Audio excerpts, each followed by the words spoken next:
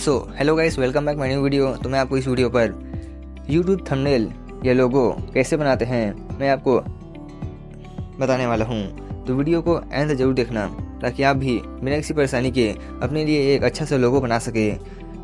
चलिए वीडियो को स्टार्ट करते हैं। सबसे पहले आपको पिक्सेलैब ऐप को डाउनलोड कर ओपन कर लेना है। फिर आपको न्यू टेक्स्ट ऑप्शन मिलेगा।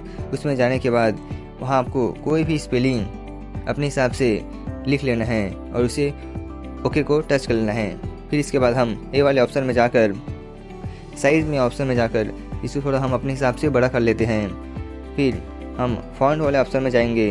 फिर यहाँ हम माई फॉन्ट में जाने के बाद यहाँ हम अच्छा सा फॉन्ट इसके लिए हम सेलेक्ट कर लेते हैं। अगर आपको ऐसे फॉन्ट चाहिए तो आप गूगल से डाउनलोड कर इसमें ऐड में कर सकते हैं। अब इसके हम स्पेसिंग को थोड़ा अपने हिसाब से मैनेज करेंगे कि कितना पास रखना है या कितना दूर रखना है। इसके बाद मैं इस फॉन्ट का कलर चेंज करने वाला हूँ। आपको यहाँ ध्यान रखना है कि मैं सिर्फ ए वाले को ही ब्लैक कलर में करने वाला हूँ, न किसी को भी। इसके बाद हमें ऊपर प्लस के आइकन को टच करना है। फिर यहाँ से हमें एक शेप लेना है। शेप को अच्छी तरह से सी वाले ऑप्शन पर मैनेज करने के बाद हम लेयर में वापस जाना है और ए सी वाले जो स्पेलिंग है फ़ॉन्ट को हमें आगे कर लेना है और शेप को पीछे कर लेना है। इसके बाद हम वापस शेप वाले एडिट में जाना है और फिर हमें इसके कलर को चेंज करना है। हम इस शेप के कलर को अभी ब्लैक कर लेते हैं और ऊपर के राइट के ऑप्शन को टच कर लेते हैं। इसके बाद हमें इन दोनों को मार्च करना है। इसके लिए लेयर ऑप्शन में जाकर हमें नीचे राइट के बगल में जो ऑप्शन दिख रहा है उसे हमें टच करना है। फिर दोनों को सेलेक्ट करने के बाद हमें ओके कर लेना है। ये दोनों अभी मार्च हो चुका है। इसके बाद हमें इरेज कलर का ऑप्शन मिलेगा, इसे हमें इनेबल कर लेना है और जितना हो सके उतना हमें अच्छी तरह से वाइट वाला जो कलर है उसे हमें हटा देना है। अब ऊपर प्लस के आइकन को टच करना है। फिर यहाँ से हमें एक शेप ले लेना है। यह शेप हमें एक गोलाकार में लेना है। इसके बाद हम थोड़ा सा इसे बड़ा कर लेते हैं। फिर इसके कलर को हम ब्लैक कर लेते हैं। फिर राइट वाले ऑप्शन को टच करना है। इसके बाद हमें ऊपर प्लस का ऑप्शन है उसे टच करना है। फिर यहाँ से हमें एक और शेप लेना है।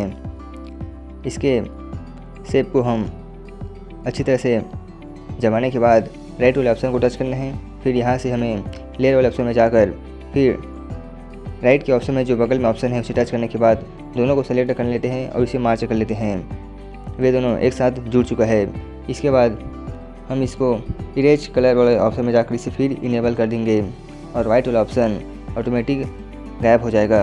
फिर इसे अच्छी तरह से मैनेज करने के बाद छोटा बड़ा अपने हिसाब से इसे जमाना है। पर प्लस के आइकन को टच करना है। फिर वापस हमें एक त्रिकोण का शेप लेना है। फिर इसे छोटा करने के बाद ऊपर जो ब्लैक का हमें शेप लिए हैं उसमें हमें छोटा सा अच्छा सा जमा लेना है। फिर राइट वाले ऑप्शन को टच करना है। इसके बाद हमें फिर प्लस के आइकन को जाना है। वहाँ में एक और शेप लेना है।